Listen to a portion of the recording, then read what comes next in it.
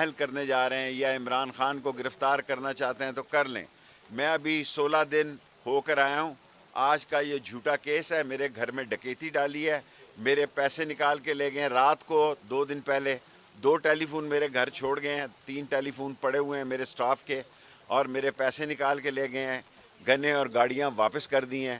اصل میں ان کو یہ دکھ ہے, درد ہے کہ ان کی بات کوئی نہیں سن رہا. دن میں یہ 20 پریس کانفرنسیں کر رہے ہیں, جہاں ان کا چہرہ نظر آتا لوگ چینل بند کر دیتے ہیں. چٹان کی طرح انشاءاللہ تعالی ڈٹے ہوئے ہیں عمران خان کے ساتھ. اور باجوہ صاحب نے جو کہا بہت دکھ ہوا. میں تو ایسا بندہ نہیں ہوں, میں تو واحد وزیر ہوں جو کیبنٹ کے اندر کہا کرتا تھا جب مہنگائی تھی. اور آج عمران خان جو بھی قوم کو اچھا ہے وہ قوم کو آگے لے کے جانا چاہتا ہے. 11 مہینے میں ان کی کارکردگی 0 ہے. قوم تنگ ہے, قوم نجات چاہتی ہے. ان قریب قوم سڑکوں پر ہوگی اور آپ دیکھیں گے کہ ان کا کیا سیاسی حشر ہوتا ہے. صدیق جان کا خاص طور پر اور حسان نیازی کی رہائی کا میں پرزور مطالبہ کرتا ہوں.